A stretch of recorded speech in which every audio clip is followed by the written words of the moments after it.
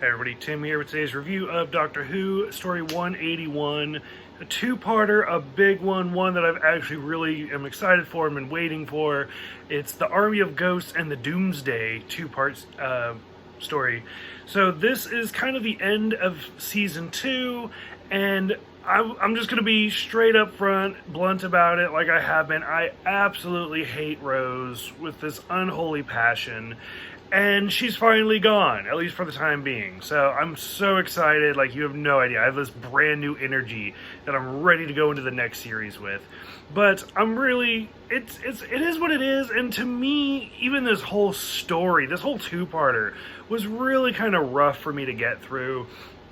Where from like the opening line where she's like, this is where I was born, and this is where I died.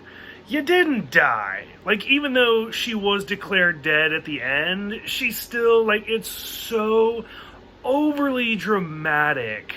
And so, like, this, like, sad little emo kid. And I'm just like, you didn't die. Like, I don't even care that she was proclaimed dead. Like, stop. It was just built for tension. We see the granddad's ghost, and the Torchwood Institute is very, very important in this story, which makes sense because right after this is when the Torchwood TV show started. So it kind of flows. Freema makes her first appearance, not as Martha, but as just kind of a different character. Again, not really anything new with Doctor Who. A lot of actors kind of keep coming back and forth. They do kind of retcon it a little bit to say, like, oh, this was her cousin. And, okay, whatever. I liked the scene with Jackie and Rose where she's like, what are you going to do? I'm just going to keep on traveling. Because that's what they do. This is the first time where we hear the Doctor say, Alonzi. And then he actually goes on his whole spiel, like, Alonzo. And I like when he actually gets to Torchwood. He's like, do you have anybody here named Alonzo? And it's, I don't know, it was kind of weird. Like, he went like a whole season with no catchphrase. And now that he has Alonzi, it just feels a little forced to me. Like, I wasn't all about it. This is finally the story where he wears the 3D glasses. And I don't know, anywhere you look, you always see David Tennant with the 3D glasses. Even Build-A-Bear had a 10th Doctor, and it had the 3D glasses. This is the only story he wears them. So, I understand it's an important story, but it seems so forced. And once again, like, I wasn't about it. I didn't think it was that special. I did love his whole reverse psychology, where he's like, fine, like, go ahead, open the portal, so let's see what happens. Again, it was kind of lazy writing in my opinion, but it was also funny just because David Tennant is so, like, full of himself in that moment. The psychic paper failing was a great scene. Mickey's return, although, I don't know, I feel like it's more of Ricky than Mickey. Like, he has a whole new personality change, and granted, he's been, like, fighting Cybermen and stuff in the alternate universe, but I don't know, it's so different that it's actually jarring, and I don't like it. I don't care for it. So we get that. We see all of the Cybermen. It's not actually ghosts, it's Cybermen. And then, sure enough, there are the Daleks in space. So it is a combination of Cybermen and Daleks, which you would think they would have done at least once in the original series, but I don't think they did. So it's kind of interesting to see the two of them together. What's funny is I said in my other review where I feel like Cybermen in the original series were very, very sassy. And this one, these are more of Daleks because they're just very straightforward and just march. And the Daleks have more personality and more sass than they did in the original series. I did love the scene where the Daleks like squish the guy's head with the little plungers. It's pretty much the most use we've ever seen out of the plungers. Like I said about the sass, the Daleks have the best line where they're like, oh, you Cybermen are better at something than we are. And they're like, well, what's that? You're better at dying. And I was like, damn. Like, the Daleks have the sass. So, got it. We see the Doctor cross over. We see Pete again. Still unlikable. The 4 Daleks with names. It's the Cult of Skaro, which, great reference. I think that's the first reference to Skaro, the planet of both the Thals and the Dalek original race.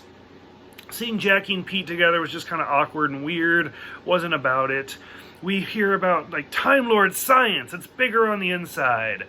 I want more of that. Like, I want to know more about that prison ship and, like, the millions of Daleks that got put into it. So that's what I think is interesting. Not like just this little blurb about it and then they move on. Like I said, I don't give a shit about his 3D glasses, but his whole line is like, is anybody going to ask about him? Fine. What? It's void stuff. Fuck off. Like, it's just, it's hard. But you can see the background radiation. You couldn't have done it with anything else. You couldn't measure it with, like, the screwdriver. They had to make this big deal about the 3D glasses. It's so weird. Like, the whole episode is so weird. So everybody has to go to Pete's world because they're going to open this black hole, suck anything with the void stuff into it, and then that's going to cleanse the Earth of the Daleks and the Cybermen. It works. You get it. Everybody starts going. Of course. Now, here's the part that pissed me off. As somebody who likes to write a lot, as somebody who reads a lot, this is the scene where I freaked out. Miranda was next to me. She's like, you need to calm down. I was like, no. This is the laziest fucking writing of all time. Where Rose, long story short, starts to fall in, and then Pete, boop, pops in, grabs her, pops out.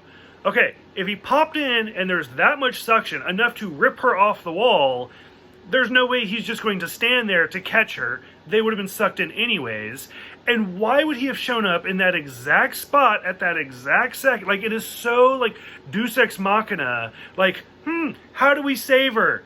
There you go. He showed up. He grabbed her. It is the laziest fucking writing. Like, oh, God, it pissed me off so much. So, already so mad about this. We get the famous wall scene where they're pressed up against it. Hey, you're dead. Oh, great. That's how we get the, like, today I died story. And then she says, I love you. He doesn't get to say it back. I'm done. Like, I am so over Rose. I'm so over all of it. Like, I'm glad that this is behind us. And I can't wait to see Donna. I can't wait to see Martha. Like, I'm ready. Like, just, I've never liked the writing for Rose. And I've always found her just to be lovesick. And it's creepy because she's, like, 20 years old. But it's over, and I'm done ranting about it, so it's fine. Love the scene at the end where it's just Donna, like, both of them just, like, what? What? Like, it's a great scene, and I'm super excited. So, curious what you guys think about this one. I know most people love this, so I know I'm in the minority. Already know that. But curious what you guys think. Go ahead, let me know, and I'll see you guys next time for The Runaway Bride.